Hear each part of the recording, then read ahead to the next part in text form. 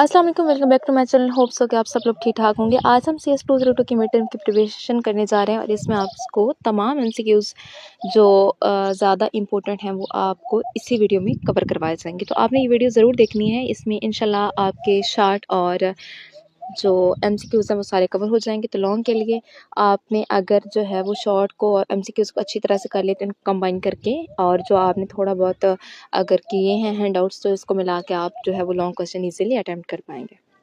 जब आपका concept clear होता है, सबसे इंपॉर्टेंट चीज़ होती है कॉन्सेप्ट क्लियर करना। अगर आपका कॉन्सेप्ट क्लियर होगा तो फिर वो MCQs हो, शॉर्ट हो, लॉन्ग हो, आपको कोई इशू नहीं होगा। सो चलते हैं हम अपनी वीडियो की तरफ। तो देखते हैं कि पहला MCQs क्या है। What does HTML stand for? HTML stand for hyper text markup language. कहीं उन्होंने क्वेश्चन किया हुआ है कि HTML स्टैंड फॉर क्या होता है, कहीं उन्होंने क्वेश्चन किया हुआ है कि XHTML स्टैंड फॉर, इसका एब्रीविएशन बताएं। तो XHTML का भी आपको पता होना चाहिए, extensible hyper text markup language. सिर्फ X एक्स्ट्रा है तो X का आपने देखना है कि उसके एब्रीविएशन क्या है। आगे जो HTML के वही XHTML की भी है। सो नेक्स्ट क्वेश्चन हम देखते हैं कि यहाँ पे इन्होंने MCQs में क्या पूछा है। Who is making the web standard? Web standard कौन बनाता है? तो ये WWWC शॉर्ट फॉर्म इसको कहते हैं, the world wide web consortium होता है जो कि वेब स्टैंडर्ड को बनाता है। थर्ड वन को देखें, choose the correct HTML element for the largest heading. अच्छा, सबसे पहले हेडिंग देने के लिए आपको ये पता होना चाहिए कि हेडिंग के लिए जो है वो डिफरेंट टैग यूज़ होते हैं। H1 से H6 तक डिफरेंट टैग्स जो होते हैं वो हेडिंग के लिए हम यूज़ करते हैं। अब है कि अगर लार्ज हेडिंग होगी तो इसमें अब डिफरेंट क्वेश्चन बन सकते हैं कि अगर लार्ज होगी तो कौन सा जो है वो टैग यूज़ होगा, और अगर स्मॉल होगी तो कौन सा होगा। अब जाहिर है H1 से H6 तक अगर सारे हेडिंग के लिए दिए गए हैं तो ज़रूर इनमें कोई डिफरेंस होगा, कोई वजह होगी, तभी तो उन्होंने इतने सारे टैग्स बनाए, वरना एक ही काफ़ी था हेडिंग के लिए।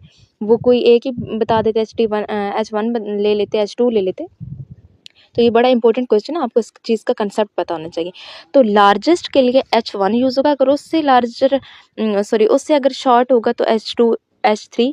तो यहीं इसी क्वेश्चन को हम थोड़ा सा चेंज अगर करते हैं ना, choose the correct HTML element for largest के बजाय अगर हम स्मॉलेस्ट कर देते हैं तो फिर इसका करेक्ट आंसर H6 होगा। स्मॉलेस्ट के लिए H6 होता है और लार्जेस्ट के लिए H1 होता है।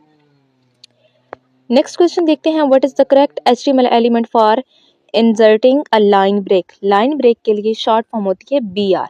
ब्रेक के लिए हम इसको यूज करते हैं। तो नेक्स्ट देखते हैं, what is correct HTML for adding a background colour. तो बैकग्राउंड कलर के लिए ये आपके पास दिया गया है, बॉडी स्टाइल इक्वल होगा बैकग्राउंड स्लैश कलर और उसके बाद येलो है।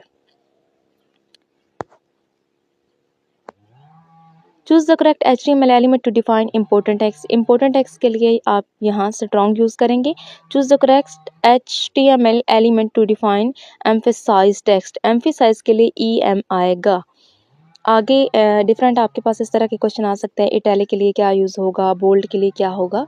तो बेहतर है कि आप जो है ना वो एक दफ़ा हैंडआउट्स पढ़ लें। हैंडआउट्स के बाद आप अगर मिड टर्म की MCQs की ये वीडियो देख लेंगे तो इंशाल्लाह आपकी बहुत अच्छी सी तैयारी हो जाएगी। नेक्स्ट क्वेश्चन देखते हैं, what is the correct HTML for creating a hyper link. तो इसके लिए ए रेफरेंस, ये जो इसका फोर्थ ऑप्शन है, ये करेक्ट है। नेक्स्ट देखते हैं जी, which character is use to indicate an end tag. End tag के लिए जो है वो ये लेस देन का जो आपके पास थर्ड वाला ऑप्शन है ये करेक्ट है। How can you open a link in a new tab और वेब ब्राउज़र। आप न्यू टैब और वेब ब्राउज़र में किस तरह से एक न्यू विंडो को, एक लिंक को ओपन करते हैं। तो इसके लिए जो है वो थर्ड ऑप्शन आपके पास करेक्ट है। इसमें URL आएगा, फिर टारगेट और इक्वल ब्लैंक आएगा। नेक्स्ट देखते हैं, which of these following are all table element. तो इसमें थर्ड ऑप्शन है टेबल है और TR है और फिर TD है। TD का मतलब है टेबल डाटा, जो टेबल का डेटा ना, तो इसको देख के हमें अंदाज़ा हो जाएगा कि टेबल के डेटा की बात हो रही है तो हमारे पास TD आएगा। How can you make a numbered list. Numbered list आप कैसे बनाएंगे। तो देखिए, नंबर लिस्ट के लिए O आएगा। OI का मतलब होता है ऑर्डर्ड, OL है ऑर्डर्ड लिस्ट। UL होगा अनऑर्डर्ड लिस्ट। तो इसमें डिफरेंट लिस्ट हैं होती हैं। अगर आपने जो है वो हैंडआउट्स थोड़े बहुत भी पढ़े हैं तो आपको अंदाज़ा होगा कि ये ऑर्डर्ड लिस्ट क्या होती है, अनऑर्डर्ड क्या होती है। नाम से ज़ाहिर है ऑर्डर्ड में इसको तरतीब दिया गया होगा, अनऑर्डर्ड में इसकी कोई तरतीब नहीं दी गई। How can you make a bullet list? Bullet के लिए आप क्या करते हैं? अनऑर्डर्ड लिस्ट क्रिएट करते हैं बुलेट के लिए। थर्ड ऑप्शन करेक्ट है। What is the correct HTML for making a check box? Check box के लिए आएगा input type equal to check box. What is the correct HTML for making a text input field? इसके लिए input type और equal होगा text. Third option इसका correct है।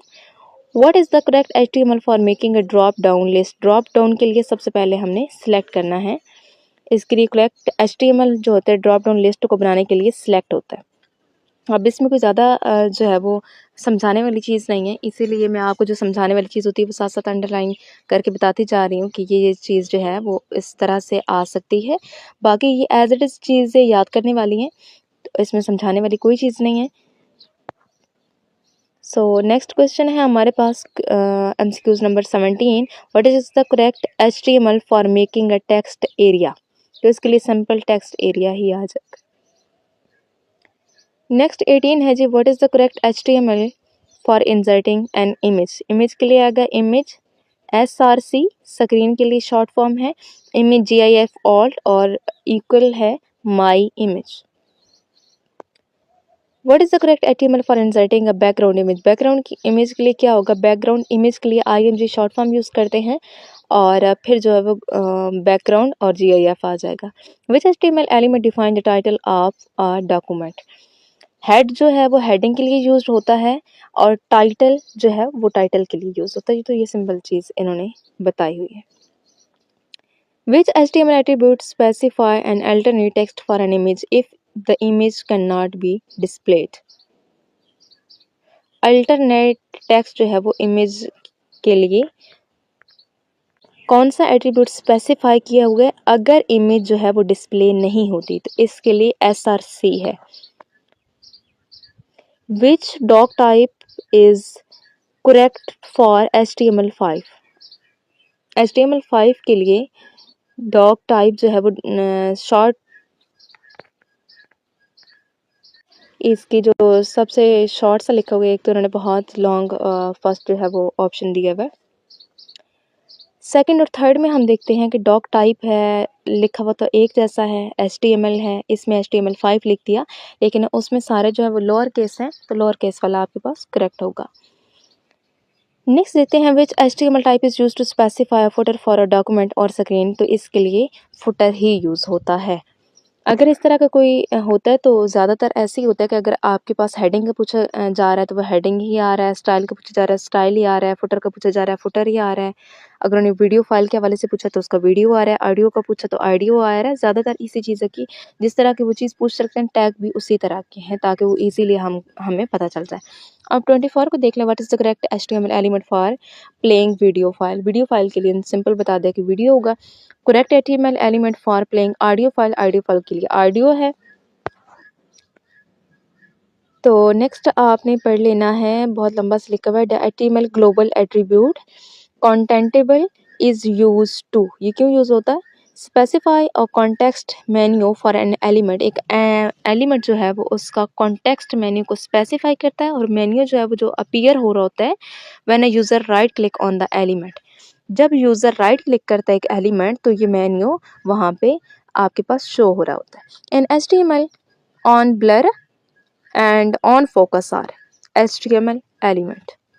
26 are request data from a specified source has limited length and can be cached by client. तो ये get है। अच्छा, ये दोनों जो हैं वो भी बहुत इंपॉर्टेंट कॉन्सेप्ट है get and post का। अब जहाँ पे जैसे हमने देखा, क्योंकि गेट का मतलब होता है हम ले रहे हैं, मतलब हम फॉर एग्जांपल अगर इंटरनेट से कोई चीज़ ले रहे हैं तो वो गेट कर रहे हैं ना। हम अगर वहाँ पे कोई चीज़ अपलोड कर रहे हैं तो वो हम पोस्ट कर रहे हैं। ये तो सिंपल ज़बान में जो हम यूज़ कर रहे होते हैं ना वर्ड्स, तो उस तरह से मैं आपको बता रही हूँ। तो इन्होंने क्या कहा कि request data from specified source, एक स्पेसिफाइड सोर्स से अगर आप रिक्वेस्ट करते हैं और उसकी जो एक लिमिटेड लेंथ होती है और जो क्लाइंट की तरफ से होती है, जो आप वहाँ से ले रहे होते हैं, डाउनलोड कर रहे होते हैं या कुछ भी डाटा हासिल कर रहे होते हैं ऑनलाइन, चाहे आप देख रहे हो, तो वो गेट होता है। आप वहाँ से डाटा ले रहे हैं और उसकी एक लिमिटेड लेंथ होती है। और अगर जो पोस्ट आप कर रहे होते हैं वो डाटा आप इंटरनेट पे अपनी तरफ से वहाँ पे अपलोड कर रहे होते हैं, उसे पोस्ट कर रहे होते हैं और उसकी कोई लेंथ नहीं होती। ये दोनों तरह से आपका क्वेश्चन आ सकता है। Which one of the following is not a positioning method? तो ये सर्वर है जो कि पोजिशनिंग मेथड नहीं होता।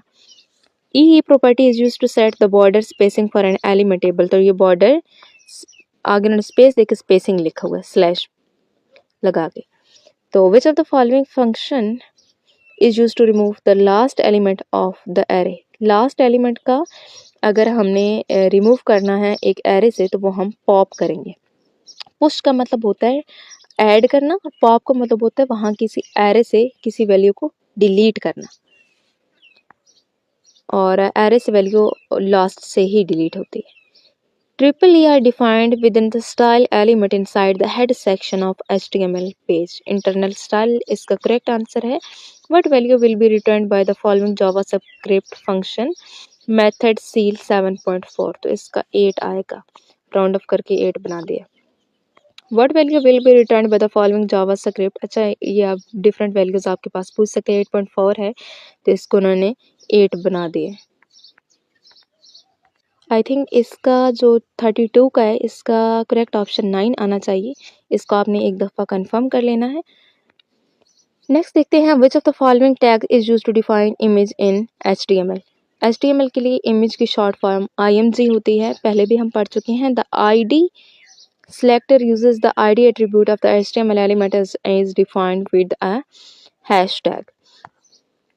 Which of the following statements true about block element? block element के लिए जितने भी दिए गए ऑप्शंस हैं ये सारे ट्रू हैं। Block element is a line break before element, ये भी करेक्ट है। Block element is line break after element, start में भी ब्रेक होती है, एलिमेंट से पहले भी एलिमेंट के बाद भी होती है। Block element taken full with available, इसके लिए फुल जो विथ होती है वो अवेलेबल होती है। तो ये तीनों करेक्ट हैं, इसलिए all of the given option हमारे पास जो अच्छा MCQs है, बेस्ट MCQs है वो है।